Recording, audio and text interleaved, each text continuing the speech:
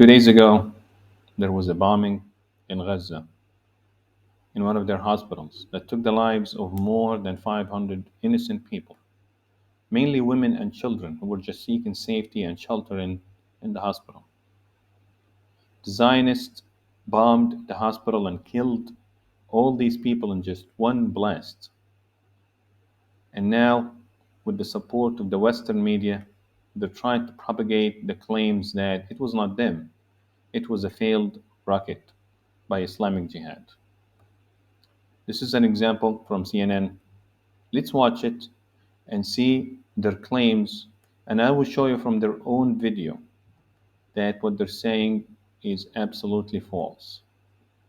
Before we start, I need you to understand two things. Number one, what is a rocket?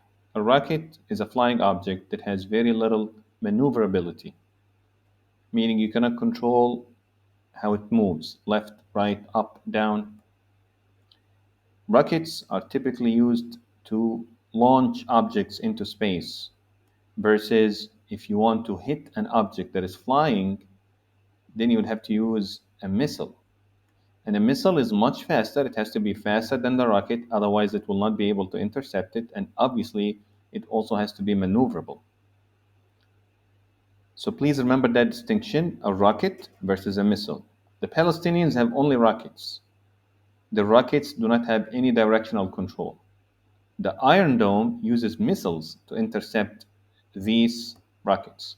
And the way they intercept them is that they use radar to locate the rocket and then feed that information to the missile that's tracking them, and the missile maneuvers around until it gets close enough to the rocket, and then it detonates.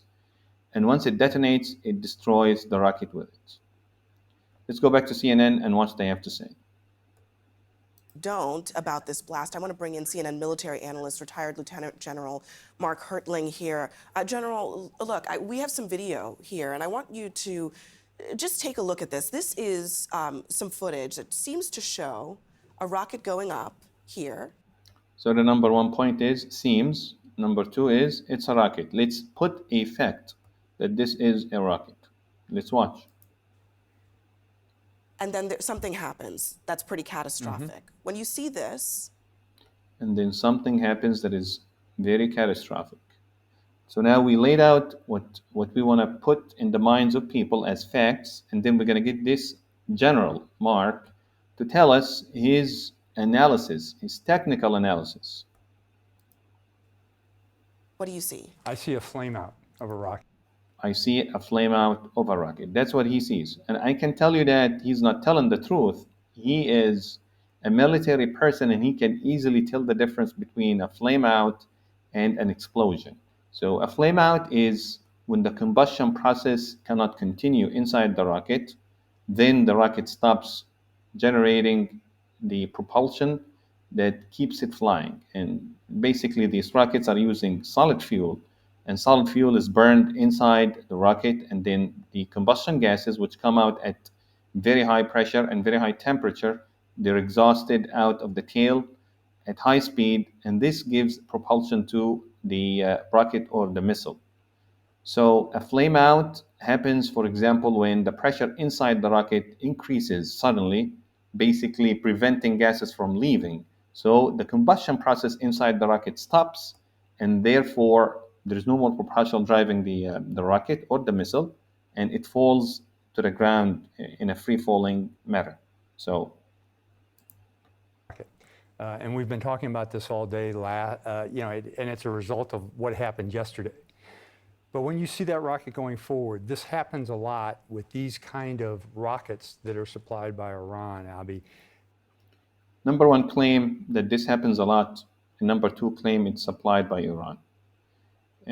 I don't know where these rockets are from that Hamas has, but we have seen videos of them manufacturing these rockets. Besides that, the fact that he's trying to state that these rockets fail a lot is actually against his argument, because if it is true, then why haven't we seen other incidents like it? Why haven't we seen other buildings, hospitals, schools being burned by the over 4,000 rockets that Hamas and the other resistance groups have shot over to the Zionist state. It is a rocket motor that doesn't work. It gets a certain distance and then it just flames out. And a rocket has a trajectory of a brick once it doesn't have a force behind it, so it immediately drops. So you see it right This is a slow motion version there. of that video.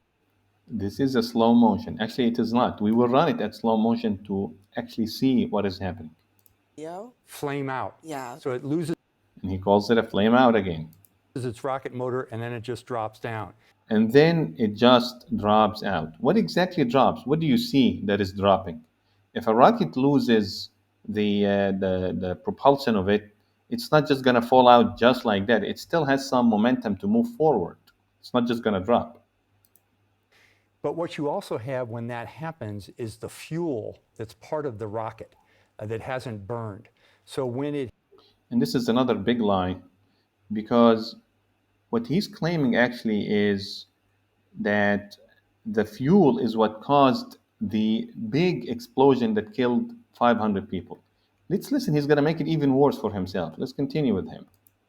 hits the ground, we'll see next. Here's the the explosion. video of an explosion from a viewpoint from the ground. Yeah. Now this isn't a very big piece of ordnance. It's a relatively small ordnance. So the He again is trying to implant the idea in your mind that this is a small ordinance. It's not Zionist munition. It is not. It's Hamas. It's Islamic Jihad, small ones. A small munition will do this big of a blast a mile away and kill 500 people. Then why haven't they done that before when they've fallen over the Zionists? Or do they have superpowers to resist these small ordnance? the actual explosive isn't that big, but what is big is the fuel that it hasn't. And again, this is just a stupid argument. He's claiming that the explosive charge has less damage than the fuel. Of course, the rocket is going to carry more fuel than the explosive charge, but the detonation of the missile is intended to explode the explosive charge, not the fuel. If the fuel was more powerful, then why would anybody put an explosive charge? They will just fly the missile and keep some of the fuel away from the combustion so that it can explode and create this massive explosion once it hits the ground. Wasn't used. That caused a lot of cars in that parking lot to burn. We see the after effects of that. We see a very small crater. If it And here is another lie, the small crater. The small crater is easily explained because most of these bombs that the Zionists use are actually using what's called a proximity sensor, meaning there is a sensor that detects how far the missile or the bomb is away from the ground. And once it gets close enough, it detonates the bomb. And the reason they do that to maximize damage, to kill more people, because then the explosion will not be absorbed by the ground. Most of the explosion will be absorbed if the detonation doesn't happen until you hit the ground. So this is why they do this. And this is another lie, and he knows it. He knows it. had been a crater Let's from actually take a look at what you're discussing here. Let's roll this back and watch it. But this time in slow motion.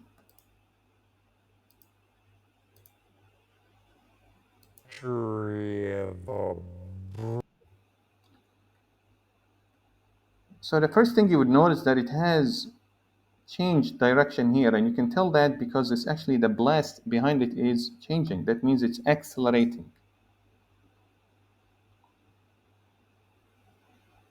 And you can see it now going to the right. It's actually coming towards us. It's going to the right, and then it's changing direction going to the left. Remember what I said, that missiles can do that. Rockets cannot, especially the rockets that Hamas has. Very primitive. And here you can see the rocket changing direction, and you can see the diamond cone behind it. This is flying very fast. This is not Hamas rockets or Islamic Jihad. None of them fly this fast. And none of them definitely are capable of maneuvering. If they did, they would have penetrated the Iron Dome at a much higher rate. Here you can see the missile. This is an Iron Dome missile that is trying to hit and intercept a rocket by the Palestinians. Here, look again, it's going to loop around and come big circle. There is no way that the Palestinians have this. If they had it, the war would have been over a long time ago. Not to mention, if the fuel that they use can create this much destruction, definitely the war would have been over a long time ago. Look at it making this big loop maneuver, very sharp turn, huge turn. This is only done by a missile with controllable surfaces so that they can maneuver around. And now it's seeking its target that's coming up. And once it gets close enough to it, it's going to detonate so that it can blow up that object. Here, you see it's changing direction now, and it's almost going straight into the screen. And it's about to detonate right now next to the missile launched by the Palestinians, or the rocket, sorry, the rocket. And here you see the blast. Look at the size of the blast. Look at the size of the blast. Nothing after this blast will survive. If this blast happened, are you telling me that there is still any fuel inside that rocket that has not burned? And look at it, it's a big fireball, big fireball. Everything in that rocket and that missile, both of them, has been obliterated. Everything is burned. And this is why nothing is left. Look, here is the explosion. You can see the explosion. You can see all the flames. Nothing survived that. And if anything survived, it's still going to fall down and cause that much damage.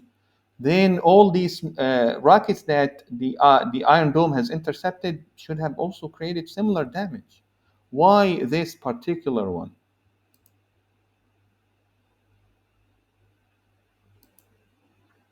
I hope this video shows you that the media is lying, propagating lies on behalf of the IDF, and the US government is supporting them and reiterating these lies to mislead the public.